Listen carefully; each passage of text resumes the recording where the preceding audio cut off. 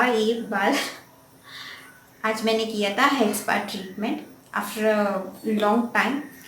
तो आप बड़ी आराम से घर में ही बैठ के हेयर स्पा करा ले सकते हैं। जैसे आप पार्लर में कराते हो वैसे ही नॉर्मल सा घर में ही बैठ के कर ले सकते हो। उसमें रहेगा ही 4 स्टेप्स। एक है ऑयलिंग, उसके बाद स्टीमिंग, उसके बाद शैम्पू करना एंड उसके बाद होगा hair mask. Hair mask is a good base of the hair spa treatment. तो जो इंग्रेडिएंट्स हेयर मास्क में इंक्लूड होता है वो ध्यान से मिक्स करना होता है। जो इंग्रेडिएंट्स बताया गया है या दिखाया गया है वही इंग्रेडिएंट्स आप फॉलो कर सकते हो। अगर आपको इस तरह का रिजल्ट्स चाहिए अपने बालों पर, तो उतना एक्सपेंसिव हेयर स्पा ट्रीटमेंट आप पार्लर बार बार जाके कराने से वेरी सिंपल, बहुत ज़्यादा एक्सपेंसिव बिल्कुल भी नहीं है। करीबन 100 रुपीज़ 200 रुपीज़ में ही ख़त्म हो जाएगा आपका हेयर स्पा ट्रीटमेंट। एंड देखिए, एंड ये जो बाल है आपको जल्दी फेड होने वाला नहीं है, ना आपका हेयर फॉल वापस आता नहीं है, ना आपका स्कैल्प खराब होना नहीं है। या अदरवाइज हेयर स्पा कराते कराते पार्लर में जो हेयर स्पा कराते हो उसमें केमिकल बेस्ड ट्रीटमेंट होता है। ऑब्वियसली केराटिन ट्रीटमेंट देते हैं, लेकिन उसमें फिर से भर भर के केमिकल्स उसमें रहता है जो आपकी स्कैल्प को ही नहीं आपकी आंखों के लिए भी नुकसान पहुंचा सकता है इन अ लॉन्गर टर्म। मतलब फ्यूचर में आपको आंखों की प्रॉब्लम्स भी आ सकता है। तो इसके लिए होम रेमेडीज़ को स्विच ऑन करना बहुत ज़रूरी हो जाता है। ऐसा मैं नहीं करूँ कि बिल्कुल भी बंद कर दूँ, लेकिन एटलीस्ट हफ्ते में 1 या 2 बार नेचुरल रेमेडीज़ अपनी स्किन पे अपने बालों पर यूज़ करके देखिएगा, फ़र्क आपको खुद नज़र आ जाएगा। तो चलिए विदाउट एनी फर्दर और do let's get started for the video. तो मैं वेरी सिंपली हेयर ऑयलिंग भी दिखाऊंगी कैसे करना है, स्टीमिंग कैसे कर सकते हो घर में ही without any using that big big डब्बाज और स्टीमर्स जो हमारे पास ऑब्वियसली नहीं होता है, जो पार्लर में जैसे मिलता है। अदरवाइज जो नॉर्मल स्टीमर्स होते हैं अगर वो भी नहीं है तो सिंपल तरीके से मैं स्टीमर कैसे बनाना है अपने सिर के लिए वो दिखा दूंगी। उसके बाद शैम्पू तो नॉर्मली आप शैम्पू कर ले सकते हो। एंड उसके बाद जो आता है hair mask very natural ingredients बहुत ही इजीली आपको मिल जाता है या आप खुद यूज़ करते होंगे। उन्हीं इंग्रेडिएंट्स को यहाँ पे हम मिक्स हेयर मास्क को हम हमारे स्कैल्प पे छोड़ेंगे एक आधा घंटे के लिए। उसके बाद हम रिंस आउट कर लेंगे। रिंस करना है बहुत ज़रूरी, बहुत थरोली रिंस करना है। जो भी इंग्रेडिएंट्स हम डाले होते हैं वो अच्छे से रिंस हो जाना चाहिए। इसके लिए आप ज़्यादा से ज़्यादा शैम्पू बड़ो लेके आपको रगड़ना नहीं है, जिस हल्का फुल्का जैसे नॉर्मली आप शैम्पू करते हो वैसे ही कर लीजिएगा। उसके बाद नेचुरली ड्राई होने दीजिएगा आपके बालों को। उसके बाद आपको ये इस तरह का रिजल्ट आपके बालों पर मिलेगा, यानी कि हेयर स्पा जैसे पार्लर में आप कराते हो वैसे ही दिखता है, वैसे ही रहता है, स्ट्रेट रखता है आपके बालों के लिए। आपको बहुत ज़्यादा स्ट्रेटनिंग की ज़रूरत है, तो इस हेयर स्पा ट्रीटमेंट को बार बार रिपीट करने से आपके बाल एकदम से जैसे पार्लर में करते हो ना केराटिन ट्रीटमेंट ये वो वैसे ही हो जाएगा। तो start doing home remedies at least from now onwards to see a better and natural look on your hairs. तो चलिए without any further ado let's get started with the further process.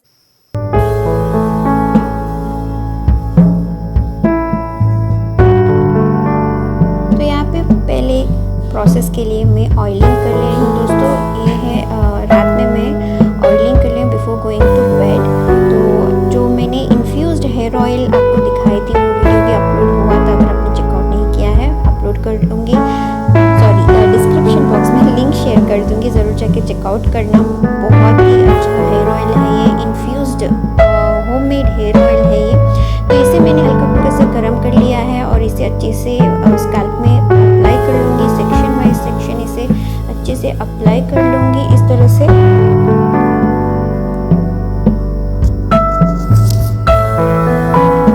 इस तरह से सेक्शन वाइज अच्छे से apply कर लेना है।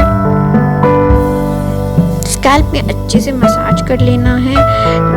इसका मकसद ऑयलिंग का एक ही मकसद होता है ताकि जितना भी हम ऑयल का गुडनेस है उसका जो गुड क्वालिटी गुड कंटेंट है वो स्कैल्प में अच्छे से पेनेट्रेट हो जाए। तो पेनेट्रेट होने के लिए हमको क्या करना चाहिए, अच्छे से स्कैल्प में अप्लाई करके उसे अच्छे से मसाज देना है। मसाज हल्का फुल्का मसाज, ज़्यादा प्रेशर वाला मसाज नहीं करना है, just a massage, light feel हो और आपको भी अच्छा फील हो। यहाँ पे आपको ओवरवेलमिंग का फीलिंग भी आ जाता है, मतलब you can get good rest kind of Kameng वाला फीलिंग आता है अच्छे से मसाज करना। और जितना हो सके उतना जो तेल है वो हमारे स्कैल्प में अब्जॉर्ब होना चाहिए। तो अच्छे से 5 मिनट तक टाइम लीजिएगा, कोई प्रॉब्लम नहीं। जितना मसाज करेंगे उतना अच्छा ब्लड सर्कुलेशन होगा। जो भी वीक फॉलिकल्स है स्कैल्प में उसे स्ट्रॉन्ग बनाता है, रीग्रोथ होने में मदद करता है। वो कैसे, आपके ब्लड सर्कुलेशन अगर अच्छा होगा तो अगर आपका ब्लड सर्कुलेशन अच्छा होना है तो इसे अच्छे से मसाज करना है। देखिए मैंने बना लिया, अब जाऊँगी बेड पे सो जाऊंगी। Good night, see you in the next day morning. तो सबसे पहला मॉर्निंग का चीज़ जो नेक्स्ट प्रोसेस था ना, मैंने स्टीमिंग से शुरुआत किया है। यहाँ पे देखिए ये है मेरा पुराना टी शर्ट और ये है जग में गरम गरम पानी। गरम पानी इतना गरम रहना जितना आप हाथ डालेंगे तो बर्दाश्त हो पाए, उतना गरम कर लीजिएगा। और उसमें ये जो कपड़ा है, ये जो टी शर्ट है, उसे डुबो दीजिएगा, 5 मिनट छोड़ दीजिएगा।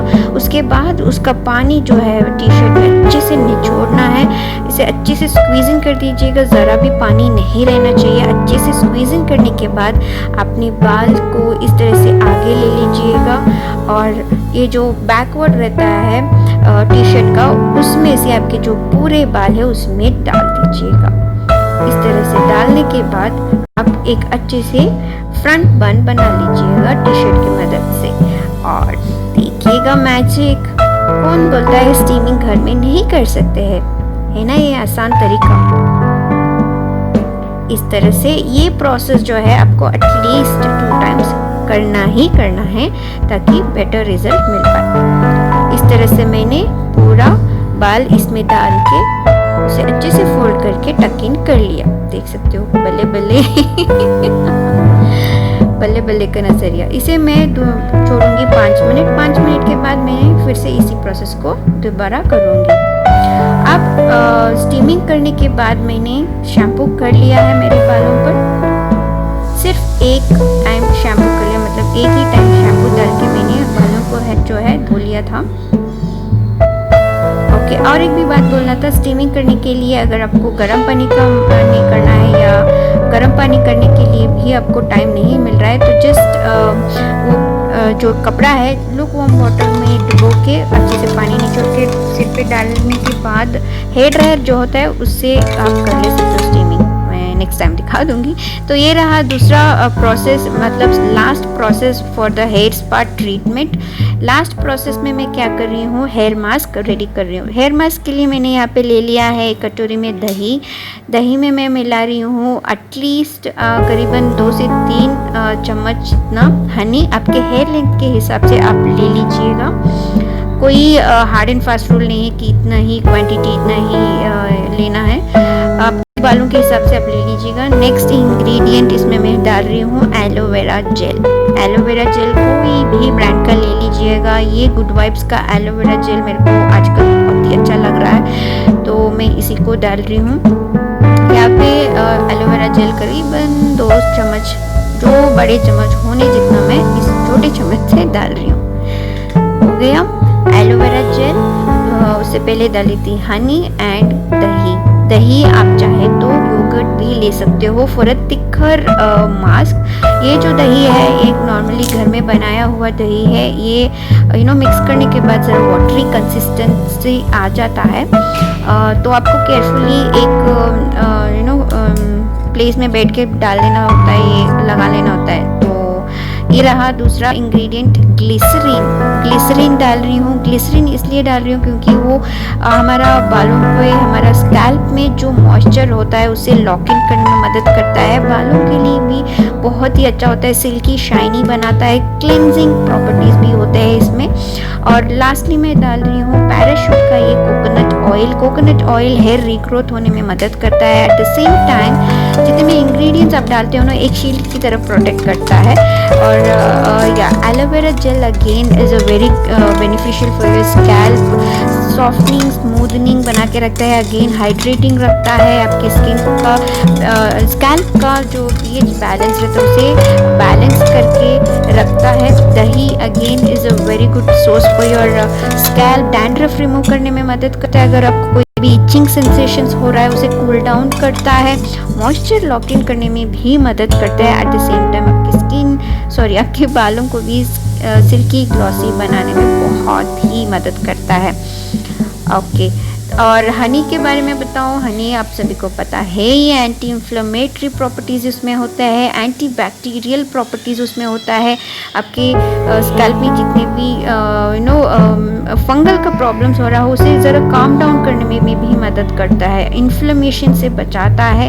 अगर आपको कोई हैवीनेस सा या इचीनेस सा, कुछ रेडीनेस सा फील हो रहा है उसे काम डाउन करने में बहुत मदद करता है। एट द सेम टाइम आपके हेयर फॉलिकल्स को स्ट्रॉन्ग बनाता है, हेयर ग्रोथ होने में बहुत ही मदद करता है। तो चलिए बेनिफिट्स तो बता दिया, आप देख सकते हो ये बहुत ही वाटर कंसिस्टेंसी में है, तो इसलिए आपको एक कोई भी कोने में या वॉशरूम में बैठ के ही लगाना होता है ये इस हेयर मास्क को। तो इस तरह से मैं सेक्शन वाइज सेक्शन करते मैं इस तरह से अप्लाई कर लूँगी। अगर आप चाहे तो इसे स्प्रे बॉटल में डाल के स्प्रे भी कर ले सकते हो, उतना ज़्यादा वाटरी कंसिस्टेंसी रहता है ये, तो इसलिए आप योगर्ट भी प्रेफर कर सकते हो यहाँ पे। कुछ लोग इसमें इस प्रोसेस में इसमें शैम्पू डाल देते हैं, कंडीशनर डाल देते हैं, क्या क्या नहीं डाल देते हैं। I don't feel that is much beneficial, क्योंकि उसमें होता है फिर से केमिकल, आप फिर से केमिकल में ही चले जा रहे हो, तो केमिकल को यार ज़रा से दूर ही रखना। अगर हम यहाँ पे पूरे सारी चीज़ें जो सारे इंग्रेडिएंट्स मिलाए थे नेचुरल, वो एक चीज़ के लिए क्यों हम केमिकल बेस्ड मिक्स कर ले, है ना। तो इसलिए क्या नहीं होता है, अगर वाटर कंसिस्टेंसी तो रहेगा ही, अगर वाटर कंसिस्टेंसी रहेगा ये काम नहीं करेगा ऐसा बिल्कुल भी मत सोचना, ये उसका काम ज़रूर कर देगा 100%। इसका जो स्कैल्प को नरिश करना है, इस बाल को स्ट्रेट बनाना, सिल्की ग्लॉसी बनाना, स्कैल्प को नरिश करना जो काम करने होता है वो कर ही देगा। तो ठीक है, तो शैम्पू या कंडीशनर ये वो मत मिक्स कीजिएगा इसमें, इस पैक को ऐसे ही रहने दीजिएगा। अगर आपको थिक कंसिस्टेंसी चाहिए ही तो आप इसमें अभी ज़रा सा योगर्ट वाला जो थिक रहता है उसे यूज़ कर लेना, कोई प्रॉब्लम नहीं होगा। तो इस प्रोसेस करने के लिए एक या वॉशरूम में ही बैठिएगा, otherwise you can sit in your balcony और अप्लाई दिस हेयर मास्क, और एक कपड़ा भी रख लीजिएगा। और अगर आपके पास हेयर मास्क है वो भी क्या बोलते हैं उसे, शावर कैप है, उसे कवर अप कर लीजिएगा, एक क्लॉथ भी रख लीजिएगा, क्योंकि हम इसको रखने वाले हैं करीबन 15 मिनट से हाफ एन आवर 30 मिनट्स तक रखने वाले हैं। तो आपको वो बार बार टपक करके टपकता रहता है, क्योंकि इसका वाटर कंसिस्टेंसी वैसा है, तो इसलिए तो इस तरह से सेक्शन वाइज आराम से स्कैल्प से लेके लेंथी बालों तक लगा लीजिएगा। एंड तक बहुत ही ज़रूरी है, एंड तक या लेंथी हेयर्स पे ज़्यादा ध्यान दीजिएगा। Eight the same time scalp को अच्छे से लगा के 2 मिनट तक एटलीस्ट मसाज दीजिएगा। हल्का फुल्का मसाज रहना चाहिए, ज़्यादा रगड़ने वाला मसाज बिल्कुल भी नहीं, क्योंकि वो ऑलरेडी बाल जो है वेट है और उसके ऊपर हम ये मास्क लगा रहे हैं, तो ज़रा हल्का फुल्का सा मसाज दीजिएगा, जस्ट वो जो मिक्सचर है वो अच्छे से रूट्स में भी पेनेट्रेट होगा।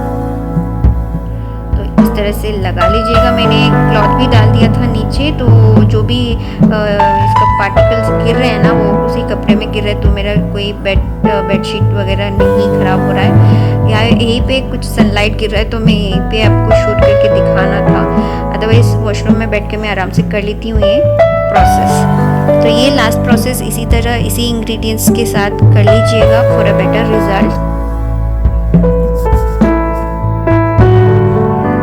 और लेंथ पे लगा लीजिएगा, रूट्स पे लगा लीजिएगा, ये एंड पे ज़रूर लगाइएगा, क्योंकि ज़्यादा फ्रिजी ज़्यादा ड्राइनेस उस एरिया पे ही लगता है, तो वहाँ पे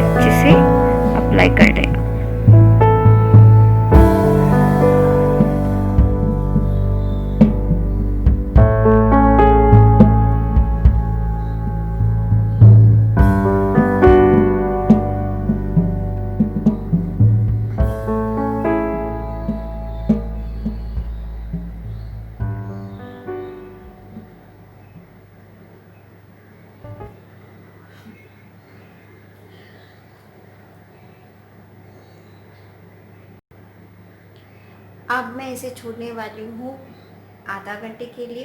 आधा घंटे के बाद मैं फिर से शैम्पू करूँगी और फिर से कंडीशनर की ज़रूरत नहीं पड़ेगी, बट मैं नहीं लगाने वाली हूँ क्योंकि ऑलरेडी कंडीशनिंग वाले ही इंग्रेडिएंट्स हमने यूज़ किए हैं जो natural shine and glossy look देगा। एंड रिजल्ट्स मैं दिखाऊंगी नहाने के बाद, तो स्टे ट्यून्ड, कहीं भाग मत जाना। अंत में दिखाऊंगी, एंड में दिखाऊंगी रिजल्ट्स कैसे निकल के आएगा। तो इसे मैं आधे घंटे के बाद फिर से शैम्पू करके आपको बताऊंगी कैसा रिजल्ट्स रहा। तो बहुत ही सिंपल है, घर में बैठ के ही आराम से आप हेयर स्पा ट्रीटमेंट करा ले सकते हो। It's a kind of keratin treatment, one kind of keratin treatment आपको बालों के लिए आप दे रहे हो। हनी, कर्ड, आपने एलोवेरा यूज़ किया है जो बहुत अच्छे से मॉइस्चर को लॉक इन करता है, बालों को नरिशमेंट प्रोवाइड करता है, at the same time silky bouncy आपके बाल होंगे। तो ये रिज़ल्ट आप देखेंगे नहाने के बाद। तो स्टे ट्यून्ड एंड चलिए मैं आपको मिलूँगी आधे घंटे के बाद, नहाने के बाद फिर मैं कैमरे के सामने आके बालों को रिजल्ट्स।